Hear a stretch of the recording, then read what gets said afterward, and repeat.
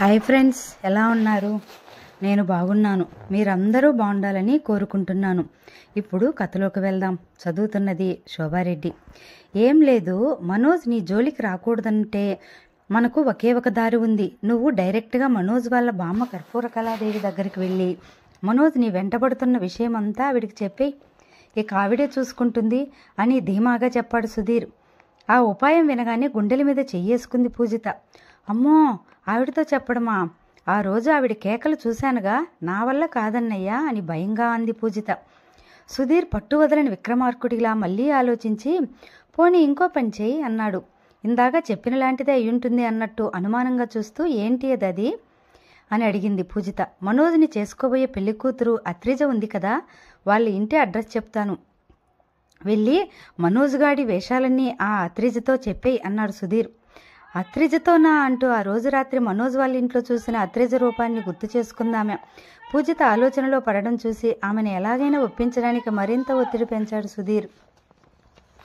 మర్నాడు fashion designing క్లాసులోకి enter అవుతూనే పూజిత వచ్చిందా రాలేదా అనుకుంటూ ఆడవాళ్ళు కూర్చునే వరుస వైపు చూశాడు మనోజ్. అక్కడ పూజిత కనిపించకపోయేసరికి నిన్న తాను విషం తాగుతానంటూ అనవసరంగా బెదిరించానా అనిపించింది మనోజ్కు. నిరుత్సాహంగా రెండో వరుసలకు చూశాడతను. అంతే, వెంటనే నివ్వెరపాటుతో అతని కళ్ళు పెద్దవయ్యాయి. అక్కడ పూజిత లేదు, కానీ మనోజ్ కళ్ళల్లోకి తీక్షణంగా చూస్తూ అత్రిజ కూర్చునుంది. అత్రిజను హఠాత్తుగా ఇలా క్లాసులో ఊహించిన మనోజ్ కంగు తిన్నాడు. డోర్ దగ్గర నిలబడ్డవాడల్లా అటునుంచి అటే పారిపోదామనుకుని గుబుక్కుని వెనక్కి తిరిగాడు. కానీ అతన్నే చూస్తున్న ఆమె వెంటనే కుర్చీలో నుంచి లేచి, హాయ్ మనోజ్, కమాన్ అని పిలుపు వినిపించేలా అరిచింది. అంతే, వేరే దారి లేక నిదానంగా ఆమె దగ్గరకు నడిచాడతను. నిన్న మా ఫ్రెండ్ చెప్తే నేను నమ్మలేదు. సో నువ్వు ఫ్యాషన్ డిజైనింగ్స్ నేర్చుకుంటున్నావు అన్నమాట. దేనికి? నా కోసమేనా అని వక్రంగా చూస్తూ అడిగింది అత్రిజ. ఆమె దేన్నో ఎత్తు చూపుతున్న విషయం అర్థమైంది మనోజ్కు. అది నేను అంటూ ఏదో చెప్పాలని చూశాడు మనోజ్. ఇట్స్ ఓకే మనోజ్, అందరూ మన మాటలను వినడం నాకు నచ్చదు. మనం ఎమోషనల్ అయ్యి వీళ్ళకి ఫ్రీ మూవీ చూపించడం ఎందుకు గాని, బయటకు పదా అని అతనికి మాత్రమే వినిపించేలా అని క్లాసులో నుంచి సరసరా బయటకు నడిచింది అత్రిజ. అత్రిజ ఇక్కడికి వచ్చిందంటే ఆమెకు పూజిత విషయం తెలిసిపోయి ఉంటుంది. ఎవరు చెప్పుంటారు? పూజితే చెప్పేసిందా అని ఆలోచిస్తూ నిశ్శబ్దంగా అత్రిజ వెంట నడిచాడు మనోజ్. వాళ్ళిద్దరూ తలుపు దగ్గరికి వచ్చేసరికి సరిగ్గా అప్పుడే లోపలికి వస్తున్నారు సుధీర్, పూజితలు. ఎదురుగా అత్రిజ. మనోజులను చూడగానే ఉలిక్కి పడుతూ వేయబోయిన అడుగును వెనక్కి తీసుకుంది పూజిత. సుధీర్ పరిస్థితి అలానే ఉంది. కానీ అత్రిజ మాత్రం స్థిరంగా వాళ్ళిద్దరి వైపు చూస్తూ, మనోజ్ వాళ్ళ ఇంట్లో ఆ రోజు రాత్రి మనోజ్ మీతోనే కదా బయటకు వచ్చాడు? Definitely yes. ఏంటి మీరు అన్ఎక్స్పెక్టెడ్ సిచ్యువేషన్లోనే ఎదురవుతున్నారేంటి అని నిలదీస్తున్నట్టుగా అడిగింది. గుచ్చుతున్నట్టుగా చూస్తున్న అత్రిజ కళ్ళల్లోకి సూటిగా చూస్తూ, అన్ఎక్స్పెక్టెడ్ సిచ్యువేషన్స్ అంటే అని ప్రశ్నార్థకంగా అంది పూజిత. ఏమీ తెలియనట్టున్న పూజిత సుధీర్ల ముఖం చూడగానే తాను క్షణం క్రితం అపోహపడినట్టుగా వాళ్ళు అత్రిజతో ఏమీ మాట్లాడలేదని గ్రహించాడు మనోజ్. వెంటనే అత్రిజ అంటూ ఏదో చెప్పబోయాడు అతను. జస్ట్ వెయిట్ మనోజ్, మీ పేరు సమ్ ఎక్స్ గారు. నేనేమన్నానో మీకు అర్థం కాకపోయినా మీరేం చేస్తున్నారో మాత్రం నాకు బాగా అర్థమైంది. చూసుకుందాం ఎవరు గెలుచుకుంటామో అని చిటికేస్తూ కమాన్ మనోజ్ అంటూ మనోజ్ చేయి పట్టుకుని బరబరా బయటకు లాక్కెళ్ళిపోయింది అత్రిజ. అత్రిజ మాటలు సగం సగం అర్థమవుతుండగా ఆమెనే చూస్తూ వెనక్కి తిరిగింది పూజిత. సరిగ్గా అప్పుడే వెనక్కి తిరిగి పూజితను చూశాడు మనోజ్. ఓ క్షణం ఇద్దరి కళ్ళు కలుసుకున్నాయి. అతని కళ్ళ నిండా ప్రేమ, ఆమె కళ్ళ నిండా విస్మయం, సుధీర్ కళ్ళ నిండా అయోమయం. కారులో ఇబ్బందిగా కూర్చుంటూ అత్రిజ, నీ ప్రాబ్లం ఏంటి అని అడిగాడు మనోజ్. నా ప్రాబ్లం కాదు మనోజ్, అసలు నీ ప్రాబ్లం ఏంటో చెప్పు. ఆ అమ్మాయి మీ ఫ్రెండ్కి సిస్టర్ కదా, ఆ రోజు నాతో బయటకు వస్తానని చెప్పి దానికి పార్టీ ఇవ్వడానికి వెళ్ళావు. ఈరోజు దానికోసం ఆడవాళ్ళ బట్టలు కొట్టడం నేర్చుకుంటున్నావా అని కోపం వెటకారం కలగలిపి అడిగింది.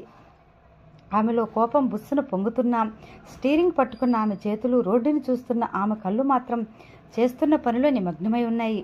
అత్రిజ మాటల్లో పూజిత మీద వినిపించిన అగౌరవానికి మనోజ్ మనసులో కోపం కస్సును లేచింది. దాన్ని అణుచుకుంటూ, కొంచెం మర్యాదగా మాట్లాడు అత్రిజ అని సీరియస్గా అన్నాడు. మర్యాద? ఎవరికి ఇవ్వాలి మనోజ్? నేను నీకా, నువ్వు నాకా, మనం దానికా అని పౌరుషంగా అడిగింది. పూజిత విషయాన్ని అత్రిజకు నిదానంగా చెప్పి పెళ్లి క్యాన్సిల్ చేసుకుందామని నచ్చజెప్పాలనుకున్నాడు. ఇప్పుడు ఆమె అలా మాట్లాడుతుంటే అతనికి ఎక్కడ లేని తెగింపు వచ్చేసింది. ఘనాచారిలా ఊగిపోతూ దానికే మర్యాద ఇవ్వాలి. దాని పేరు పూజిత. ఇక నుంచి అది ఇది అనకు. ఈ విషయం గురించి నేను నీకు చెప్దామనుకున్నాను, కానీ ఇంతవరకు వచ్చింది కాబట్టి ఇప్పుడు చెప్తున్నాను. నాకు నిన్ను పెళ్లి చేసుకోవడం ఇష్టం లేదు. నేను పూజితను ప్రేమిస్తున్నాను. తననే పెళ్లి చేసుకోవాలనుకుంటున్నాను అని ఆవేశంగా అన్నాడు. మనోజ్ మాటలకి నివ్వెరపోతూ సడన్ బ్రేక్ వేసి కారు ఆపింది. వెంటనే తేరుకుంటూ మనోజ్ వైపు తిరిగి, ఓహో, ఇప్పుడు అర్థమైంది. నేను ఫోన్ చేసినా, నీకోసం మీ ఇంటికి వచ్చినా నన్ను నెగ్లెక్ట్ చేస్తుంటే నాది జస్ట్ అనుమానమేమో అనుకున్నాను. మా ఫ్రెండ్ చెప్పింది నిజమేనన్నమాట. సరే, ఇంతవరకు వచ్చిందని నువ్వే అంటున్నావుగా. ఇంతవరకు వచ్చాక నన్ను కాదని దాన్ని ఎలా పెళ్లి చేసుకుంటావో నేను చూస్తానని కసిగా అంది. నువ్వు చూసేదేంటి? పెళ్లి చేసుకోవాల్సింది నేనే వద్దంటుంటే ఇంకా నువ్వేం చేస్తావు? అయినా పెళ్లి చేసుకున్న వాళ్ళే విడిపోతున్నారు, ఇంకా మనమే ఎంత? వెళ్ళి ఈ విషయం మీ డాడీతో చెప్పుకో, నేను మా బామ్మతో చెప్పేస్తాను అని రోషంగా అన్నాడు. ఏంటి, ఆటలుగా ఉందా? అంతా నీ ఇష్టమేనా? అయినా నాకేం అవసరం మా డాడీతో చెప్పడానికి? నీ వేషాలని మీ బామ్మతోనే చెప్పి నువ్వు దాన్ని ఎలా పెళ్లి చేసుకుంటావో నేను చూస్తాను అని అతని వైపు కారు డోర్ తీసింది అత్రిజ. నడి రోడ్డు మీద కారాపి డోర్ ఎందుకు తీసిందో అర్థం కాక అయోమయంగా కారులో నుంచి బయటకు అటు ఇటు చూశాడు. అలా దిక్కులు చూస్తావేంటి? ముందు నా కారులోంచి దిగు. నాతో ఛాలెంజ్ చేసావుగా, నా కారులో ఎలా వస్తావు అని ఉక్రోషంగా అందామె. అత్రిజ మాటలకు షాక్ అవుతూ పౌరుషంగా కారులో నుంచి దిగుతూనే డోర్ని కాలుతో ఒక్క తన్ను తన్నాడు. డోర్ పెద్ద శబ్దంతో మూసుకోవడంతో వెంటనే కారు రయ్యిన ముందుకు వనిచ్చింది. కొన్ని సెకండ్లు కారును వెళ్ళిన వైపే చూస్తుండిపోయాడు మనోజ్. పెళ్లి చూపుల రోజు కాబోయే మామగారైన సుందరరామరాజు గారి నీ అత్రిజ అంటే అర్థం ఏంటని అడిగాడు మనోజ్. ఆయన అత్రి మహాముని కూతురు అని చెప్పాడు. ఇప్పుడు మనోజ్కి ఆమె రూపం మహాముని కూతురుగా కాదు, రాక్షసుల గురువైన శుక్రాచార్యుడి కూతురుగా అనిపిస్తోంది. చుర్రమంటున్న ఎండలో వచ్చిన దారిలోనే వెనక్కి నడుస్తూ జేబులో నుంచి సెల్ ఫోన్ తీసి అతని అన్నయ్య శంకర్కి ఫోన్ చేశాడు మనోజ్. అదే సమయానికి పూజిత ఫ్యాషన్ డిజైనింగ్ క్లాసులో కూర్చుంది. కానీ ఆమె ఆలోచనలన్నీ మనోజ్ చుట్టూ తిరుగుతున్నాయి. ఫ్యాకల్టీ చెప్తున్నది ఆమె చెవుల దగ్గర ఆగిపోతుంది. అత్రిజ వెళుతూ విసిరిన ఛాలెంజ్లోని గూఢార్థం గురించి ఆలోచిస్తూ ఎటో చూస్తుంది. ఆమె ఆధీనంలో లేని మనసు ఆమె చర్యలను కూడా పరాధీనం చేస్తుంది. వైట్ బోర్డు మీద ఉన్న మార్కర్ అక్షరాల బదులు అత్రిజ తల విసురుతో ఛాలెంజ్గా పలికిన చూసుకుందాం ఎవరు గెలుచుకుంటామో అన్న మాటలను నోట్బుక్లో రాసుకుంది. అత్రిజ గురించి ఆలోచించి మార్నింగ్ సెక్షన్ క్లాసు అయిపోయే సమయానికి ఓ స్థిర నిర్ణయానికి వచ్చిన దాల్లా దీర్ఘంగా విశ్వసించింది పూజిత. సిటీలోని వీధులన్నీ వెచ్చని వాహనాలతో నిండి చిక్కబడుతున్నాయి. మనోజ్ శంకర్లో ఉన్న 5 స్టార్ హోటల్ గది చల్లగా నిశ్శబ్దంగా ఉంది. కిటికీలో నుంచి బయటకు చూస్తున్నాడు. నీతో పర్సనల్గా చాలా మాట్లాడాలి, ఇంటికొద్దు, హోటల్లో రూమ్ తీసుకుందామని చెప్పి ఇక్కడికి వచ్చిన తర్వాత కిటికీలో నుంచి దిక్కులు చూస్తావేంట్రా అని విసుగ్గా అడిగాడు శంకర్. శంకర్ ముఖంలోకి ఒక్కసారి తీక్షణంగా చూసి, రే మనోజ్, ఏంట్రా, ఏమైందిరా అని మనోజ్ భుజం మీద చెయ్యేసి ప్రేమగా అడిగాడు శంకర్. అప్పటి వరకు రోబోలా నిశ్చలంగా ఏదో లోకంలో ఉండిపోయిన మనోజ్కి ఈ 10 రోజుల్లో జరిగిన సంఘటనలు, అతనికి కలిగిన చిత్రమైన మానసిక ఉద్వేగాలు, వాటికి తోడుగా గమ్మత్తైన పరిస్థితులు అన్నీ ఒకదాని వెంట మరొకటి గుర్తొచ్చాయి అంతే.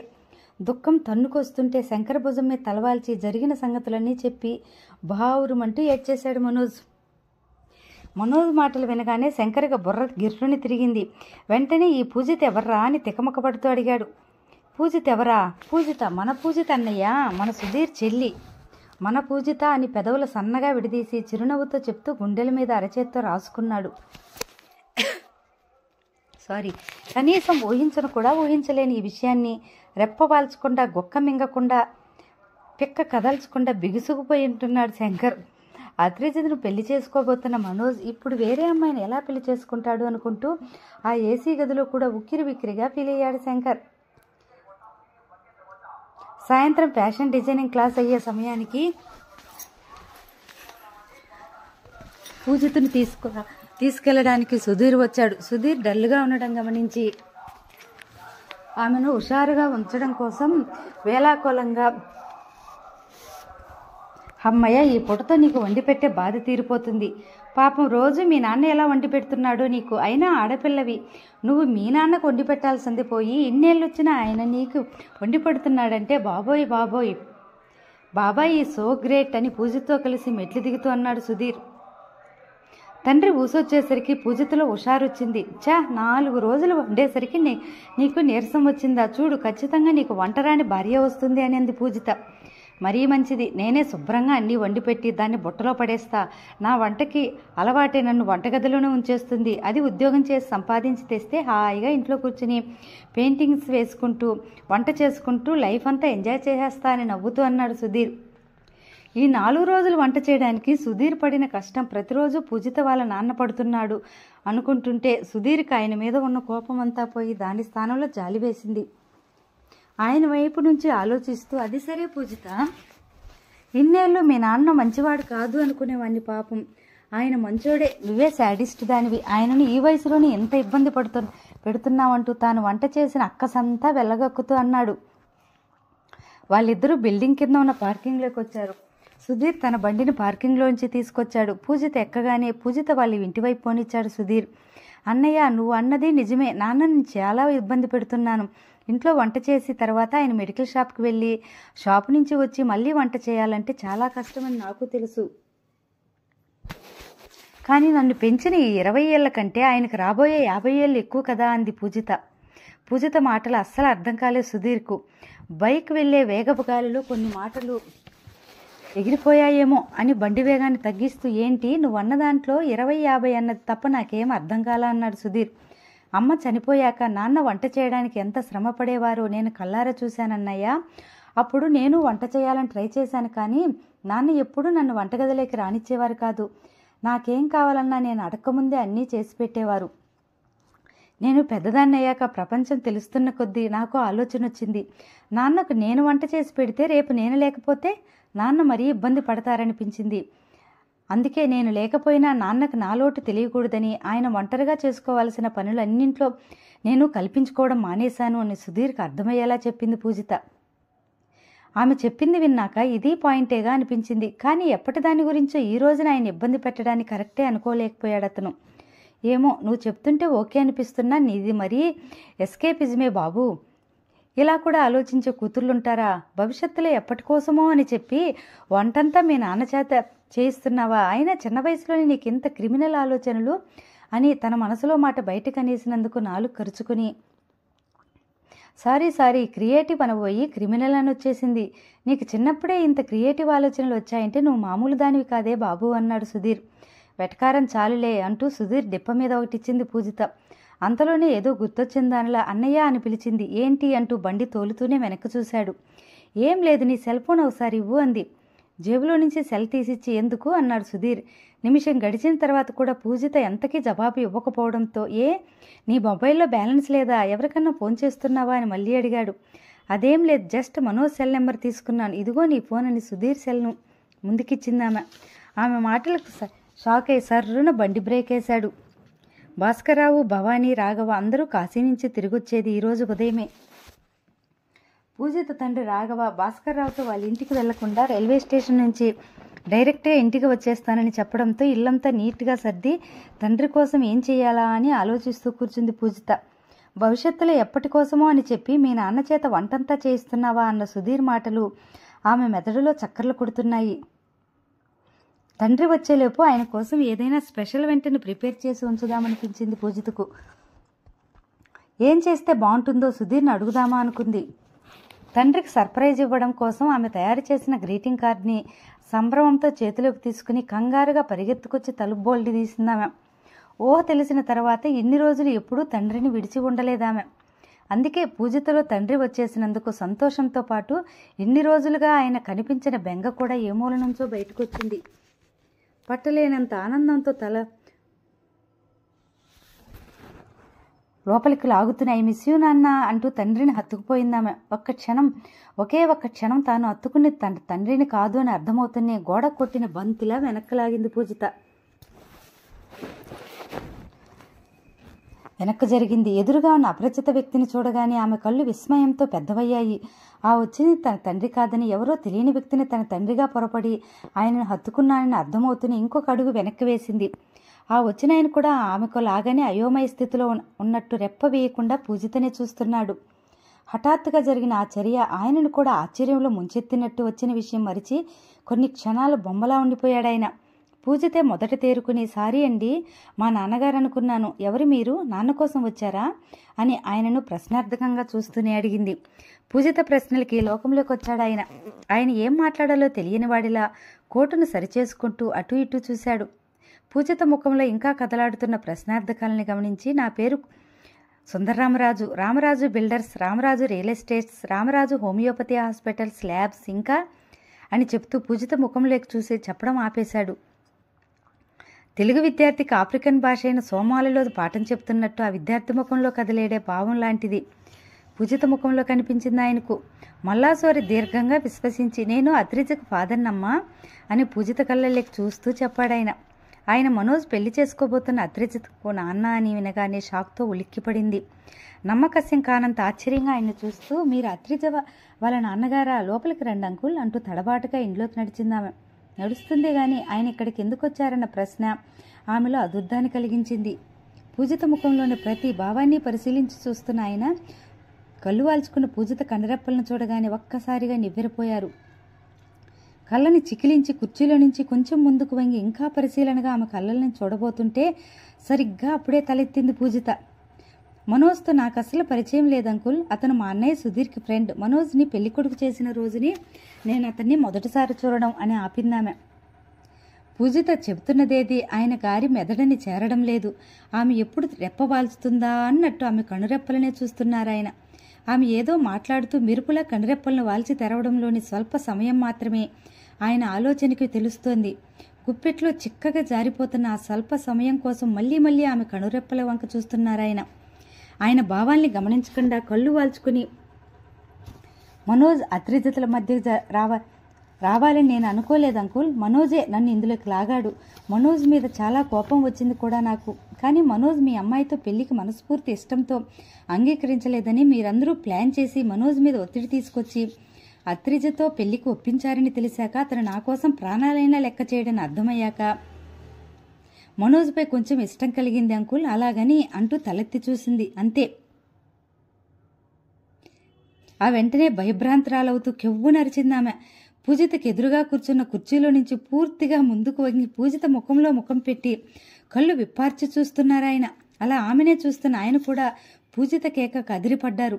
తన కళ్ళల్లో కళ్ళు పెట్టి చూస్తున్న ఆయన చూసి పూజిత గుండె, ఆమె కేకకు సుందరరామరాజు గారి గుండె రెండూ ఒకేసారి దడదడాలాడాయి. పూజిత కేకకు లోపల గదిలో నిద్రపోతున్న సుధీర్ కూడా ఉలిక్కిపడి లేచి కంగారుగా హాల్లోకి వచ్చాడు. హాల్లో ఎదురెదురుగా కూర్చున్న పూజిత సుందరరామరాజులను చూసేసరికి అతని గుండె దడదడలాడి పై ప్రాణాలు పైకేపోయాయి.